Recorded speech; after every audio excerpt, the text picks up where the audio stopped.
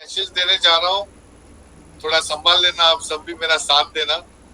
प्रभु का बोझ था तो मैं उसे पूरा करने जा रहा हूँ। मेरी मैसेज जो है, मैं थोड़ा इंग्लिश में ज्यादा होगा और हिंदी में भी कोशिश करूंगा देने के लिए, मगर मेरी पत्नी साथ देगी मेरा आज उसको ट्रांसलेशन करके उस मैसेज को आगे बढ़ाने के लिए। तो हम शुरू करते हैं। मैं सभी भाइयों और बहनों को प्रभु मसीह के नाम से जय बोलता हूँ। So today we are going to explore how we can pray to grace and get blessings and grace in a clear and straightforward manner. आज हम लोग समझेंगे कि हम लोग परमेश्वर के अनुग्रह और आशीर्वाद एकदम सीधे और सरल मार्ग से कैसे प्राप्त कर सकते हैं, Using the wisdom found in the Bible. Bible हमें इस तरह से बताती है, Prayer is our direct line of communication with God. जो प्रार्थना है वो परमेश्वर और हमारा एक डायरेक्ट कनेक्शन का लाइन है। And He has provided us with guidance on how to approach Him effectively. और हमें बाइबल यह भी बताती है कि परमेश्वर के हम लोग सीधे संबंध कैसे बना सकते हैं। Let's take a closer look at what the Bible, specifically the book of Matthew, teaches us about prayer. हम जल्दी से एक अपनी बाइबल की किताब निकालेंगे। हम क्या करेंगे, हम बाइबल के 5 वचन जो मैंने निकाले हैं उन वचनों का अध्ययन करेंगे और उन वचनों का अर्थ क्या है, परमेश्वर हमसे उस वचनों के द्वारा क्या बताना चाहता है कि हम हमारे जीवन को किस तरह से उसके वचन को अमल करके परमेश्वर का अनुग्रह और आशीर्वाद प्राप्त करने के लिए मदद करेगा।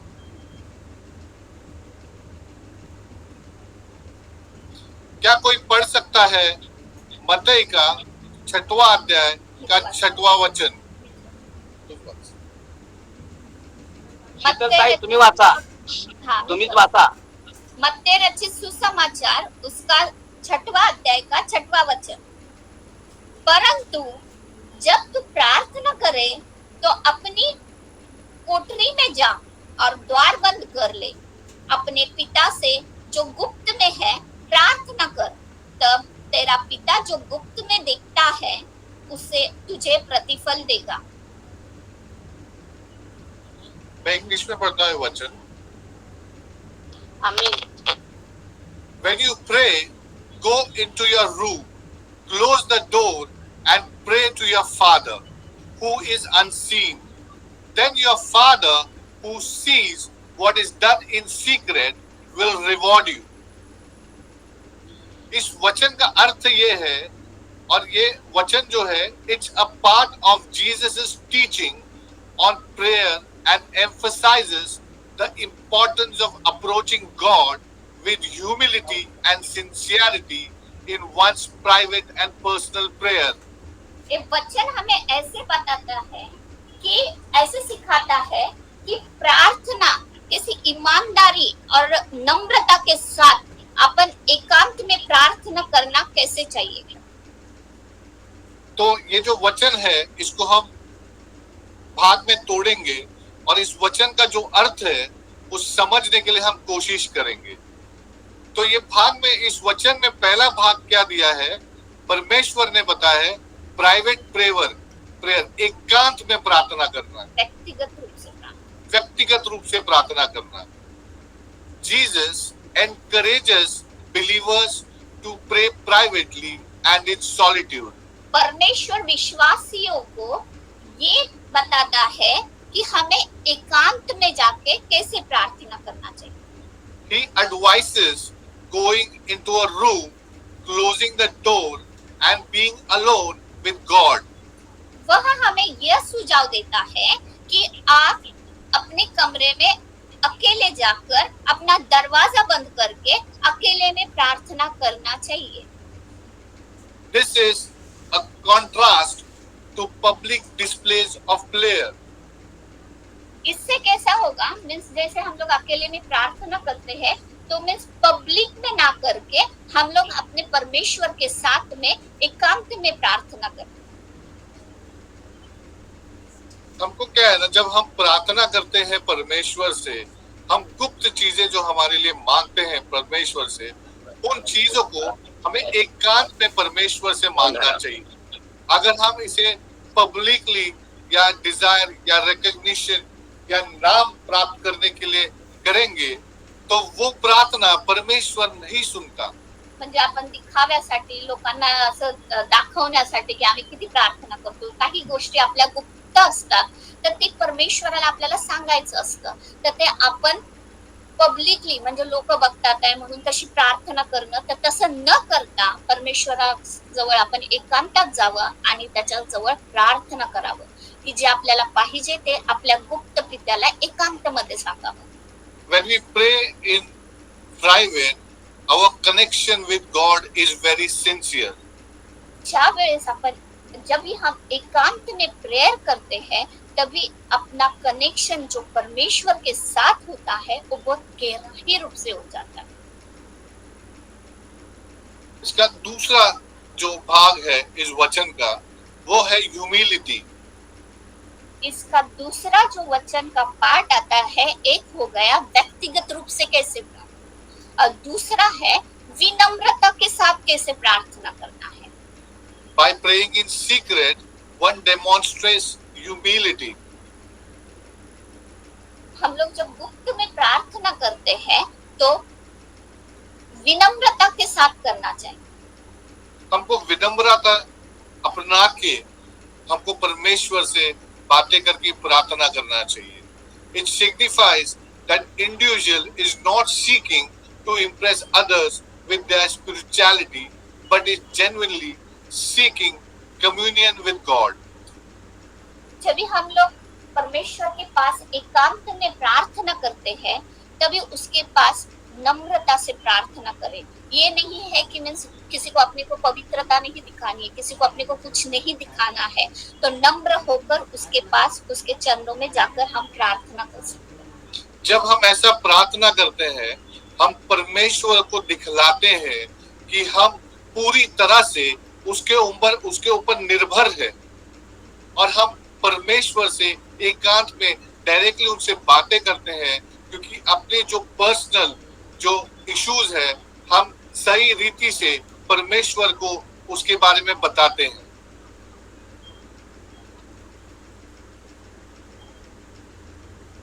इसका तीसरा भाग है अनसीन फादर। इसका जो तीसरा चरण आता है कि एक अदृश्य पिता।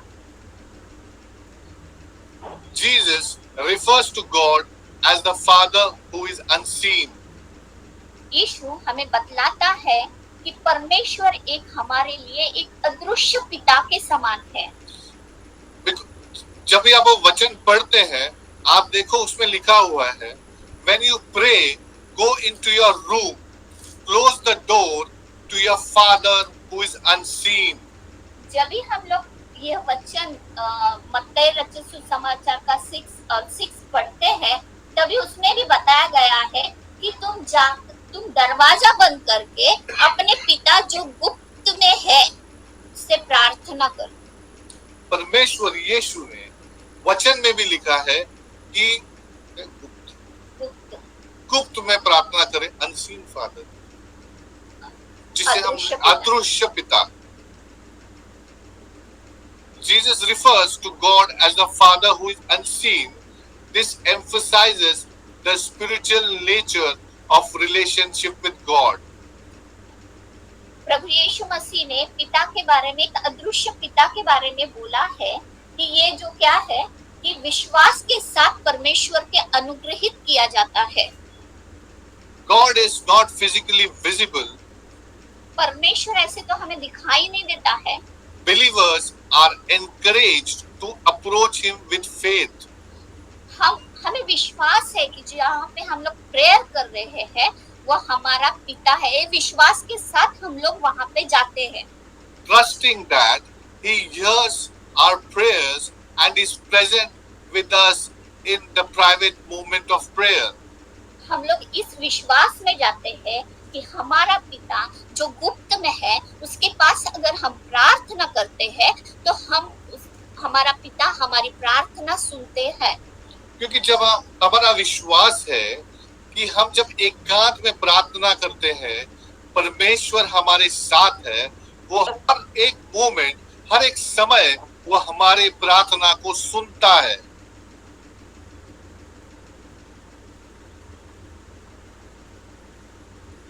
इसका और एक भाग है रिवॉर्ड इन सीक्रेट। इसका और एक भाग है कि गुप्त में प्रामाणिकता। ये जो वचन है ये हमें सजेस्ट करता है कि अगर हम पूरे ईमानदारी से एकांत में परमेश्वर को देखते हुए प्रार्थना करेंगे तो वो हमें एकांत में उसका आशीष जरूर देगा। Hallelujah. The passage suggests us that when one prays sincerely and privately to God, who sees what is done in secret, will reward them. This reward may not necessarily be material or external. It can include spiritual blessings, inner peace, guidance, or a deeper connection with God. ये जो गुप्त करने वाली प्रार्थना का मतलब ऐसे नहीं होता है कि एक सच्चे और व्यक्तिगत फायदे के बारे में हो सकता है, जैसे कि आत्मिक आशीर्वाद, आंतरिक शांति और मार्गदर्शन। यह हमारे परमेश्वर के साथ एक गहरा संबंध बनाती है। ब्रदर्स एंड सिस्टर्स, भाइयों और बहनों, मैं पूछना चाहता हूँ, क्या मैं क्लियर हूँ जो मैं बोल रहा हूँ उसमें, या मैं थोड़ा स्लो जाऊं? ब्रदर बरोबर है। ठीक है ना? ठीक है, ठीक है।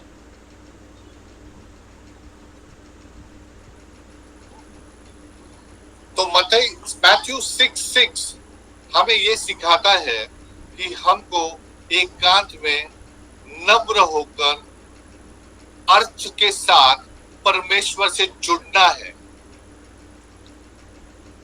It encourages believers to approach God with sincerity, away from public desire and public recognition. अभी हमने देखा कि वचन हमें क्या बताता है कि जब भी हम लोग प्रार्थना करें तो दरवाजा बंद करके अपने गुप्त पिता के साथ प्रार्थना करें, ना तो शो शाइन मीन्स पब्लिक के सामने नहीं कि बाबा हम लोग प्रार्थना करें, दिखावे के लिए ना करके, तो परमेश्वर को गुप्त में प्रार्थना करें। ये वचन इसीलिए मैंने आज चुना क्योंकि ये हमें याद दिलाता है कि importance of an authentic and personal relationship with God in the practice of prayer. ये मैंने इसलिए चुना क्योंकि परमेश्वर स्वयं बोलते हैं, वचन में लिखा है कि एकांत में मुझसे तुम प्रार्थना करो, मुझसे बातें करो। In our quest to grace and blessings, it is important to approach God with humility. अनुग्रह और आशीष पाने के लिए हमको परमेश्वर के पास नम्रता से जाना बहुत जरूरी है।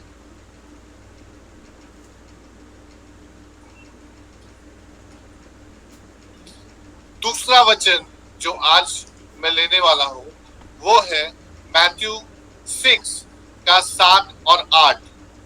हम लोग पढ़ेंगे मत्ती रचित सुसमाचार उसका 6वां अध्याय का 7 और 8 वचन।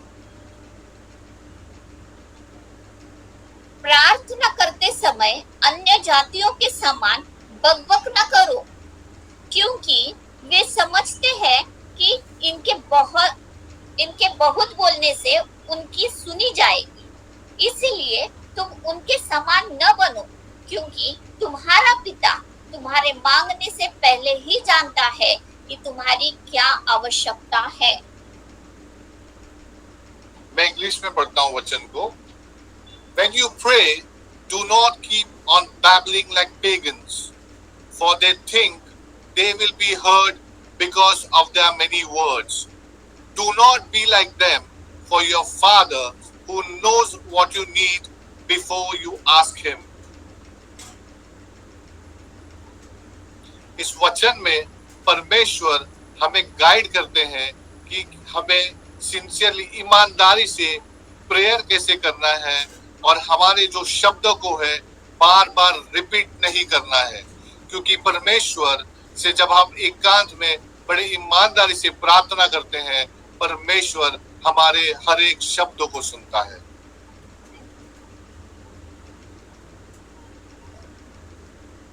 Avoid babbling like pagans. इसका मतलब है मूर्खों की तरह बड़बड़ाना छोड़ दो। परमेश्वर चेतावनी देता है कि, मैं इंग्लिश में बोलता हूं, Jesus cautions against praying in a repetitive and meaningless manner.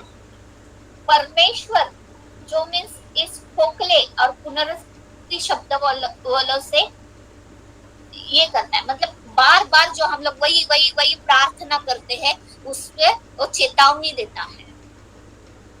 In some religious traditions of the time, people believed that more they repeated their prayers or incantations, they more likely they were to gain favor or attention from their gods. कोई कुछ धर्मों में ऐसा होता है कि जो means बार बार हम लोग जो रिपीटेडली वही प्रेयर करते हैं, तो उनका माना जाता है कि परमेश्वर उनकी सुनता है।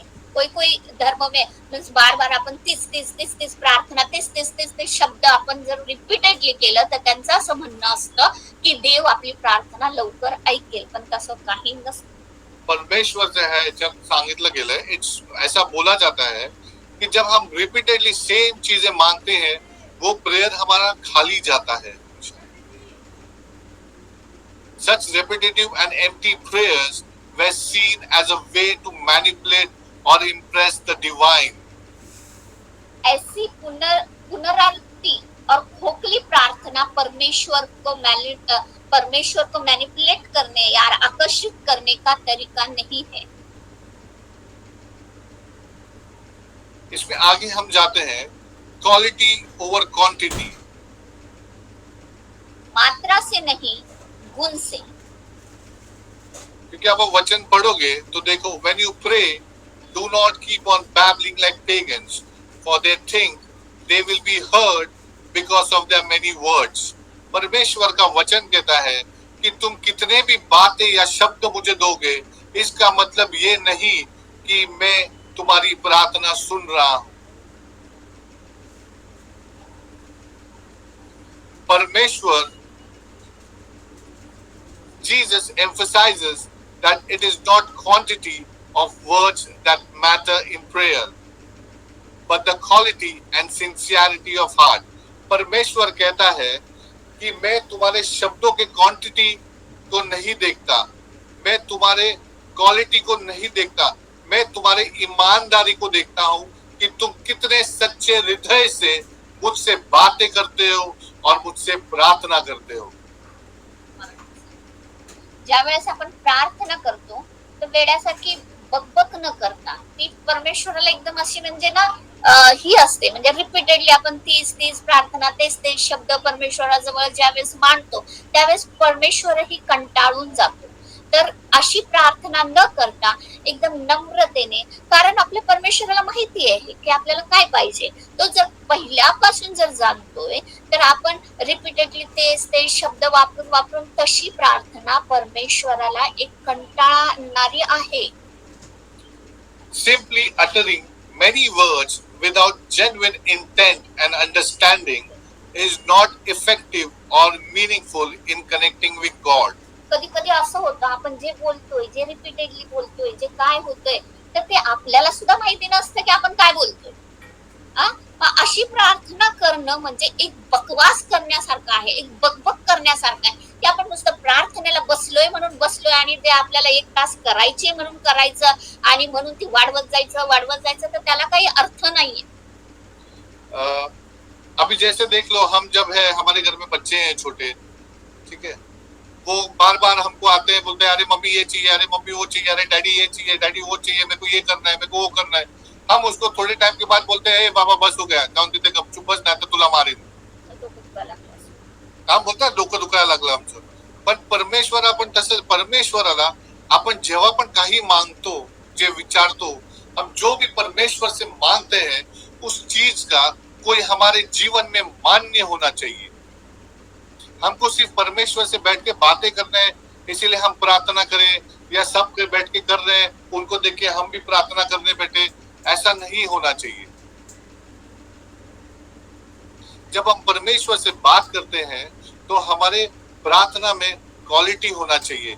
हमको परमेश्वर को बताना है कि हमारे जरूरतें क्या है. हमें सिर्फ इसीलिए ही नहीं प्रार्थना करनी है कि मैं ज्यादा बैठ के प्रार्थना करूं. हमारे प्रार्थना को अर्थ होना चाहिए. ज्यावेळेस आपण प्रार्थनेला बसतो त्यावेळेस निवडक शब्दच बोला की जे तुम्हाला पाहिजे, जे परमेश्वराकडून तुम्हाला अपेक्षा आहे. बार बार तेच शब्द बोलून आपण परमेश्वराला कंटाळा आणू शकतो. God already knows what you need. परमेश्वर को पता है कि उसके बच्चों को क्या चाहिए. Jesus reminds his followers that God, their heavenly Father, already knows what they need even before they ask. परमेश्वर पहले से ही जानता है कि उसके बच्चों को क्या जरूरत है, क्या आवश्यकता है. This underscores the omniscience of God, meaning that he knows the thoughts, desires and needs of his children intimately.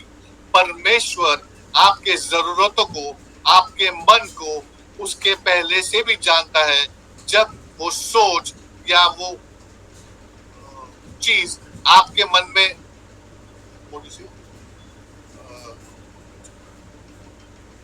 आपके मन में वो सोच आने के पहले, या आपके जरूरतों को आपके दिल में आने के पहले, आप चाहने के पहले ही परमेश्वर को पता है कि आपको क्या चाहिए. मांगने से अधिक देने वाला परमेश्वर अपन बोलते हैं ना, तो मीन्स अपन मांगने से भी उससे पहले ही उसे पता रहता है कि हमें क्या चाहिए. आपके प्रार्थना को परमेश्वर से इतने ईमानदारी से कीजिए कि आपने जब मांगा उसी समय परमेश्वर आपको वो चीज देगा. ये सबसे महत्वपूर्ण पॉइंट है कि जब भी हम लोग मांगते हैं, मीन्स परमेश्वर से कैसे मांगना है, कैसे मीन्स उसको खुश करके कैसे मांगना है. क्योंकि परमेश्वर को तो पहले ही पता है कि आपको क्या चाहिए, तो कैसे उचित शब्द बोलकर हम लोग परमेश्वर से मांगते हैं. हमको लंबा चौड़ा प्रार्थना नहीं करना है परमेश्वर से कुछ मांगने के लिए, क्योंकि परमेश्वर जानता है हमारी जरूरतें क्या है और हमें क्या चाहिए.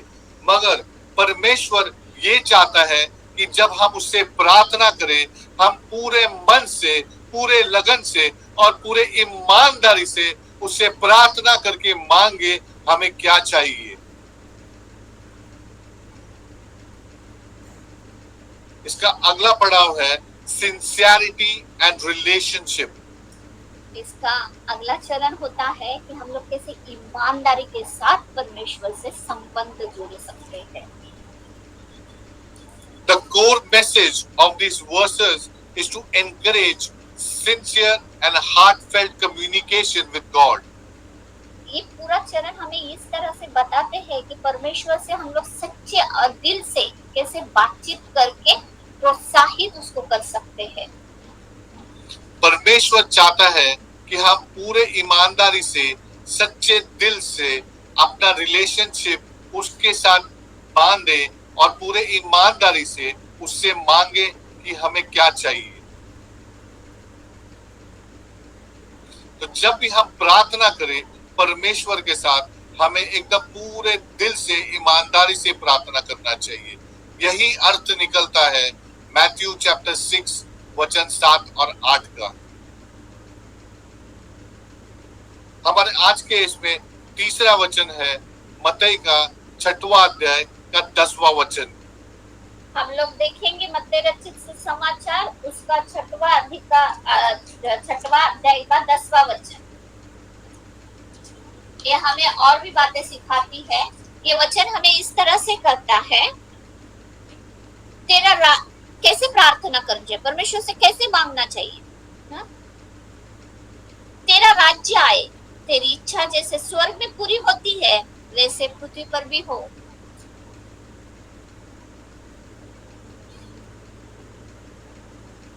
ये वचन हमें सिखाता है कि परमेश्वर यीशु का मुख्य सेंट्रल भाग जो वो है प्रार्थना।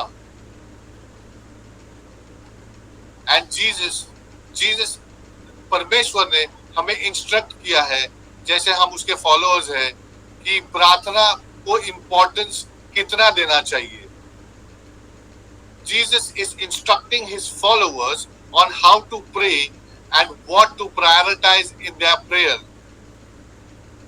परमेश्वर हमें ये बताते हैं कि प्रार्थना कैसी होनी चाहिए और उसको वो कैसे कौन से वर्ड को प्रायोरिटी देना चाहिए।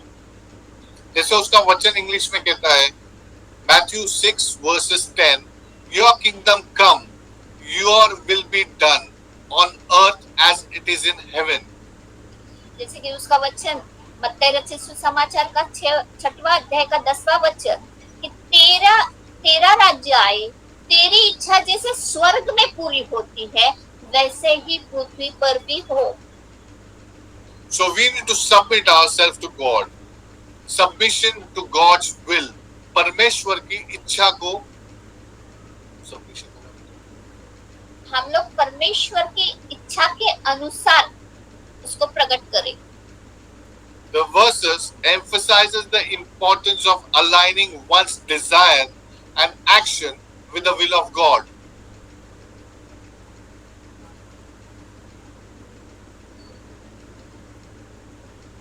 ये परमेश्वर की प्रमुखता को मान्यता है और उसके राज्य के आने की इच्छा को जो जताता है।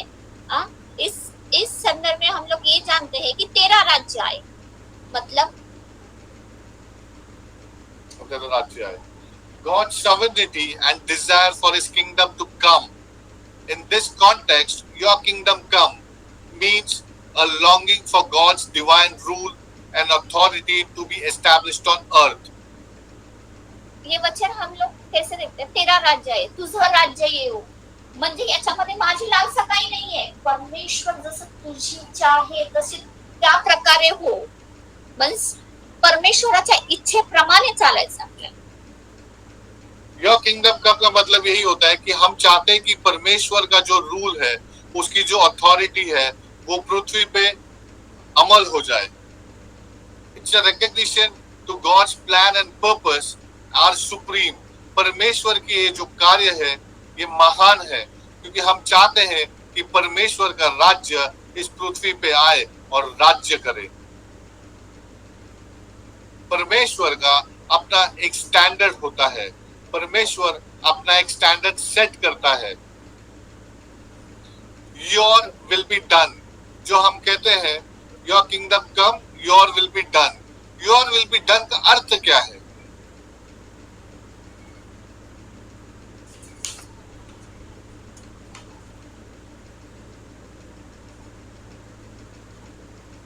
Your will be done on earth as it is in heaven underscores the idea God's will is the standard to which believers should aspire. परमेश्वर बताना चाहता है, तेरी इच्छा स्वर्ग में है, जैसे है वैसे पृथ्वी पर भी हो। इसका मतलब क्या है? कि परमेश्वर की इच्छा मानव के लिए जैसे विश्वासी लोगों के लिए प्राप्त करना चाहिए, वैसे ही परमेश्वर की भी पूरी इच्छा, धार्मिक इच्छा को पृथ्वी पर व्यक्त किया जाए कि पृथ्वी की वह स्वर्ग में जैसे इच्छा उसकी पूरी होती है वैसे ही पृथ्वी पर भी हो।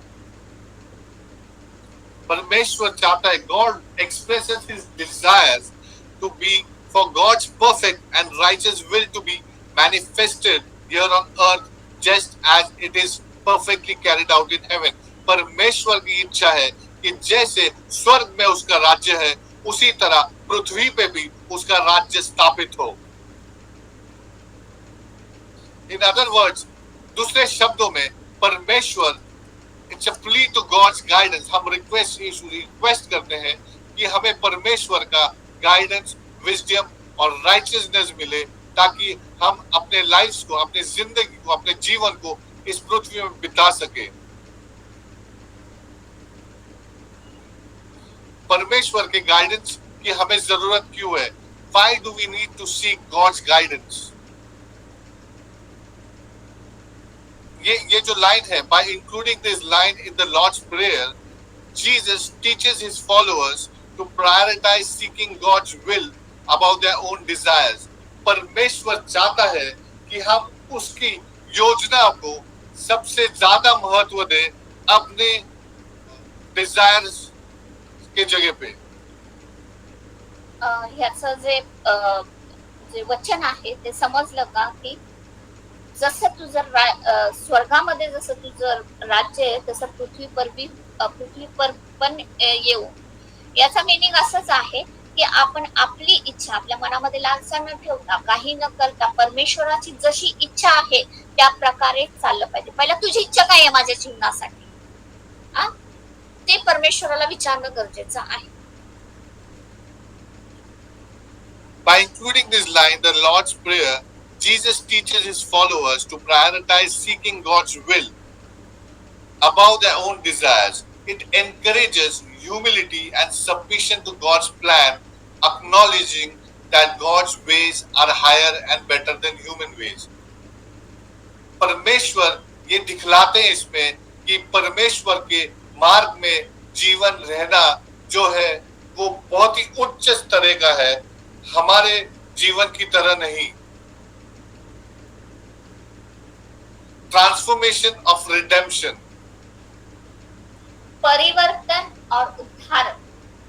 This prayer also implies a desire for the transformation and redemption of the world. परमेश्वर इस वचन से दिखलाना चाहता है कि वो इस जगत को बदलने की इच्छा रखते हैं। He wants, वो चाहते हैं कि पृथ्वी भी स्वर्ग की तरह हो जाए। It suggests that when God's will is done on earth as it is in heaven, there will be justice, love and righteousness prevailing, bringing out about a better world. परमेश्वर इस ये जो पंक्ति है उससे बताना चाहते हैं कि जैसे स्वर्ग में है वैसे ही पृथ्वी में किया जाए। जब वो पृथ्वी में होगा तब वहां पे जस्टिस होगा, वहां पे प्रेम होगा, वहां पे सच्चाई होगी। ये सारी बातें अगर आते हैं तो ये जगत जो है ये एक अच्छा जगह हो जाएगा हमें जीवन बिताने के लिए। मैथ्यू 6:10 में हम ये सीखते हैं कि हमारी प्रार्थना में in your prayers for grace and blessings, ask that God will be accomplished in your life, seeking his guidance and trust that his plan is better than our own, surrendering our desires to God's will in a powerful aspect of prayer. मत्ती 6:10 हमें इस प्रकार कहता है कि हम जब भी प्रार्थना में हमारे जीवन में परमेश्वर की इच्छा क्या है वो फर्स्ट जाने, उसकी क्या मान्यता है, उसकी क्या योजना है, उसके क्या अधिकार है हमारे जीवन के बारे में, उसको पहले प्रायोरिटी दे। ये विश्वास उसके मार्गदर्शन को स्वीकार करने और उसके स्वर्गीय आलोचना को पृथ्वी पर पूर्ण करने की दिशा में काम करने की प्रोत्साहन देता है। इससे परमेश्वर के बीच में हमारे धर्म, प्यार और न्याय के भरपूर एक दुनिया की इच्छा प्रकट होती है। हमारा चौथा वचन जो आज के लिए है वो है फिलिपियंस का चौथा वचन, चौथा चैप्टर 6वां वचन।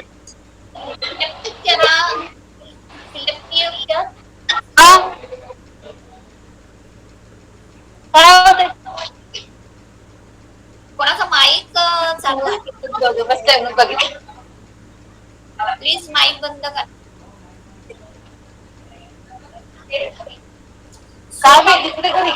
माईक बंद कर। सोहम माईक बंद कर।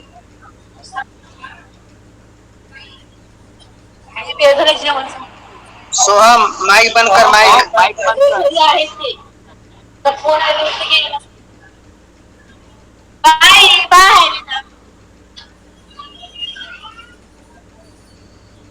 हम लोग देखेंगे फिलिपियों करंस पत्र 4 अध्याय का 6वां वचन। 4 अध्याय का 6वां वचन, फिलिपियों चैप्टर 4 वर्स 6। किसी भी बात की चिंता मत करो, परंतु हर एक बात में तुम्हारे निवेदन, प्रार्थना और विनती के द्वारा धन्यवाद के साथ परमेश्वर के सन्मुख उपस्थित किए जाए। Philippians 4:6. Do not be anxious about anything, but in every situation, by prayer and petition, with thanksgiving, present your request to God. ये जो वचन है, ये वचन के द्वारा अपोस्टल पॉल जो है वो हमें गाइडेंस देते हैं, हमको बतलाना चाहते हैं कि हमें परमेश्वर को कैसे अप्रोच करना चाहिए। प्रेरित पॉल आपल्याला शिकवतो या वचनानुसार की आपल्याला परमेश्वराला कसं हे केलं पाहिजे। How to, with our concerns and anxieties, emphasizing the importance of expressing gratitude in our prayers. Do not be anxious. चिंता न करें। ये the passage begins with the instruction, do not be anxious about anything. ये जो word है ये हम लोग को ये सिखाती है कि किसी भी बात की चिंता न करें। ये हमको ये सिखाती है कि हमको किसी भी बात की चिंता नहीं करनी चाहिए। लेकिन ये किसको कहा जाता है? ये विश्वासियों को कहा जाता है कि किसी भी बात की चिंता ना करें, but instead to trust God with their concerns. मतलब विश्वासियों को प्रेरित पॉल कहना चाहते हैं कि तुम ज्यादा एंजाइटी, ज्यादा टेंशन मत लो, मगर तुम परमेश्वर पे भरोसा रखो और आपकी सारी चिंताओं को उस पे डालो। इसमें है प्रेयर एंड पेटिशन, प्रार्थना और प्रार्थना। Disciple Paul then advises that in every situation, believer should turn to God through prayer and petition. प्रेरित पॉल हम लोग को यह बताते हैं कि कोई भी परिस्थिति रहने दो, कैसे भी होते, विश्वासियों के लिए सिर्फ प्रार्थना और प्रार्थना ही एक माध्यम है कि जो हम लोग से परमेश्वर से जुड़ के रखता है। This means that whenever we face difficulties, challenges or uncertainties, we should bring them to God in prayer. जब भी, इसका मतलब क्या है कि जब भी हम लोग कौन से भी मुश्किलों से, चुनौतियों से, अनिश्चित कैसे भी कोई भी परिस्थिति जब भी हमारे ऊपर आ जाती है तो हमें परमेश्वर वो सब परिस्थितियां, वो सब चैलेंजेस हम लोग को क्या करती है? परमेश्वर के पास लेकर जाती है।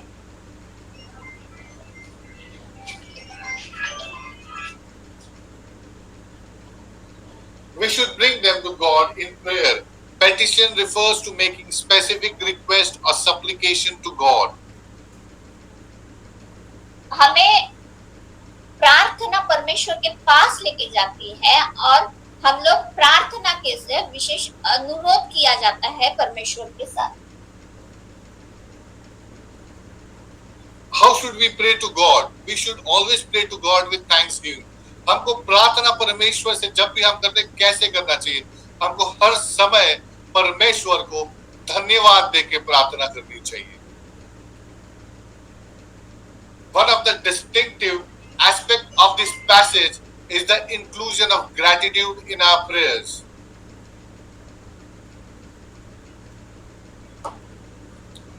हेलो, हाँ बोलो। एक मिनट।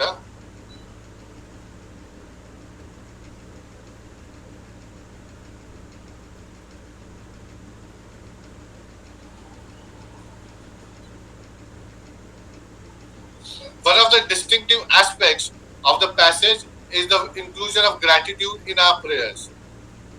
Disciple Paul बताता है कि विश्वासियों अपने रिक्वेस्ट को थैंक्स गिविंग देके, जब भी हम परमेश्वर से प्रार्थना करते हैं, हमको शुरुआत इससे करना है कि परमेश्वर ने हमें कितनी अच्छी चीजें दी हैं, हमारे साथ वो कितने ईमानदारी से रहा है, हमारे कितनी अच्छाई उसने हमें दी है.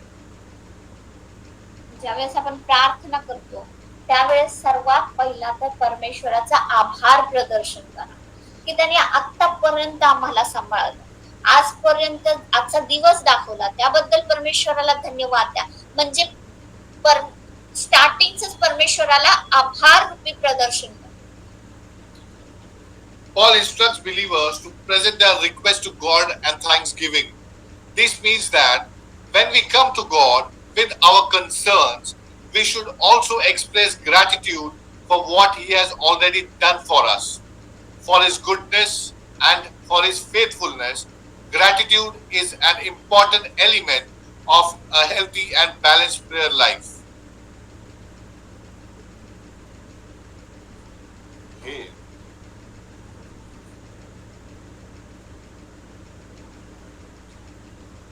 प्रेरित पौल विश्वासी लोगों को यह सिखाते हैं कि अपनी चिंताओं परमेश्वर को लेकर, परमेश्वर के पास हम लोग लेकर आते हैं तो आभार के साथ प्रार्थना करनी चाहिए. इसका मतलब क्या है कि जब हम लोग परमेश्वर के पास अपनी चिंताओं को लेकर आते हैं तो हमें भी उसके लिए आभार व्यक्त करना चाहिए. जो उसने हमारे लिए पहले से ही किया है, उसके इच्छाओं के लिए, उसके वफादारी के लिए आभार एक स्वस्थ और संतुलित प्रार्थना का महत्वपूर्ण तत्व है. हमारा अगला पड़ाव है ट्रस्ट एंड सरेंडर. हमारा अगला चरण होता है कि विश्वास और समर्पण. By combining prayer, petition and thanksgiving, this passage emphasizes the idea of trusting God and surrendering our worries and needs to Him.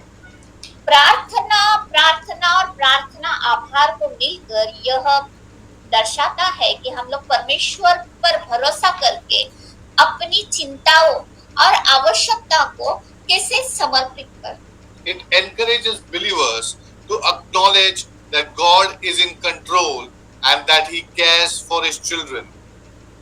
यह विश्वासीय लोगों को लिए स्वीकार करने के प्रोत्साहित करता है कि परमेश्वर का नियंत्रण में है और नियंत्रण है कि अब वह अपने बच्चों की देखभाल करता है. जब भी हम परमेश्वर की अनुग्रह और आशीष को पाने के लिए पाना चाहते हैं, हमेशा ये बात याद रखना कि हमको परमेश्वर को हमेशा धन्यवाद देना है कि उसने हमें ऑलरेडी कितने सारे आशीष और अनुग्रह दिए हैं. परमेश्वर को हमेशा अपने बीते दिनों में, अपने जीवन में उसने जो जो अच्छाई की है, उन सारी अच्छाई को हमें परमेश्वर के सामने रख के परमेश्वर को पूरे मन से, पूरे दिल से उन अच्छी बातों के लिए धन्यवाद करना चाहिए. ये जो अगर हम ऐसे प्रार्थना करते हैं, ये हमारे द्वारों को ओपन करता है, स्वर्ग के द्वारों को खोलता है ताकि हम